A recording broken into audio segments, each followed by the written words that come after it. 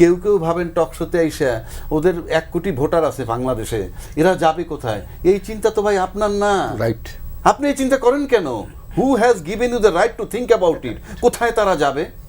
আপনি ক্রিমিনাল দায়িত্ব না। নো রাষ্ট্র না, কেউরই দায়িত্ব না। দল নিষিদ্ধ করলেই কি রাজনৈতিকভাবে মোকাবেলা হয় কিনা বা এটা কোনো সমাধান কিনা?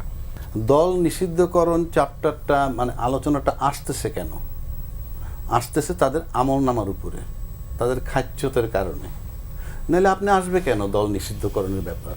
কিন্তু আপনি যদি সিম্পল একটা জিনিস চিন্তা করে দেখেন, জুলাই আন্দোলন, 36শে জুলাই আন্দোলন, ওই কি বলে জাতিসংঘের জরিপ মতো 1400 লোক মারা গেছে এই জুলাই আন্দোলনে 36 তারিখের মধ্যে। আর এর আগে পরে যদি ধরেন আপনি সেই 2008-এর থেকে যদি ধরে আসেন, সেই বিডিআর কিলিং থেকে যদি ধরে আসেন, শাপলা চত্বরের হত্যা যদি ধরে আসেন, আয়নাগর যদি ধরে আসেন, বিনা বিচারে হত্যা যদি ধরে আসেন, সব কিছু মিলেলে হাজার হাজার লোক মারা গেছে।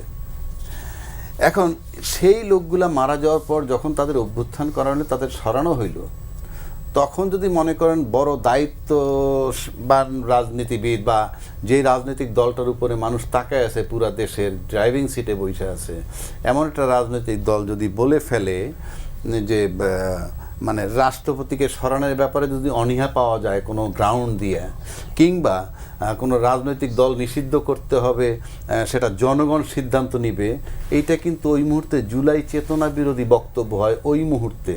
আজকে এই কথাগুলো আসলে হয়তো একরকম হইতো। তো আপনি যখন জুলাই চেতনা বিরোধী, জুলাই চেতনার আন্দোলনের বিরুদ্ধে একটা স্টেপ নিয়ে নেবেন, তখন তো শুরুতেই ফাটল। যেমন একটা কথা বলছে মঞ্জু ভাই যে আওয়ামী লীগের মধ্যে যারা কি বলে ভালো আওয়ামী লীগের যে কথাটা, তাদেরকে অ্যাকোমোডেট করতে পারলে আওয়ামী লীগের ভিতরে একটা ভাঙন তৈরি হইতে পারে বা তাদের লোক কমে যেতে পারে একটা পদ দিলে, বিকল্প পদ দিলে। তার আগে আমি বলতে চাই যে রাজনৈতিক দলগুলাই তো একত্র হইতে পারেন নাই, ওদের ভাঙবেন কেমনে?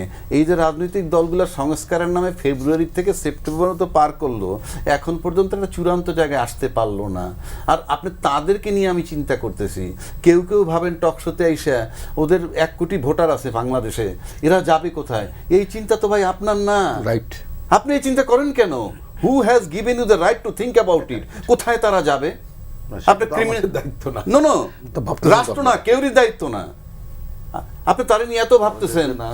আবার অ্যাডমিনিস্ট্রেটিভ কায়দায় যদি তাদেরকে রাজনৈতিক দল নিষিদ্ধকরণ যায় না কেন? জামাতের নিবন্ধনও তো বাতিল হয়েছিল। এখন আমারে বলবে আমি জামাতের দালাল। জামাতরে নিষিদ্ধ করা হয়েছিল না? যাওয়ার আগে জামাতের কার্যক্রম নিবন্ধন বাতিল করছে এবং কার্যক্রম নিষিদ্ধ করে গেছে না? আমরা কে প্রতিবাদ করছিলাম? কথার কথা বলছি। আজকে আপনি জাতীয় পার্টির কথা বলতেছেন। জাতীয় পার্টি আমার শত্রু না, আমার ভাত মাছ দেয়ও না, আমি তারটা খাইও না। কিন্তু প্রশ্ন সেটা নয়। প্রশ্ন যে জাতীয় পার্টি তো তাকে দীর্ঘ লাস্টের 3টা নির্বাচনে বিরোধী দল হিসেবে দাঁড়ায় তো তাকে একটা অফিসিয়াল স্বীকৃতি দিছে। সে অপরাধী না?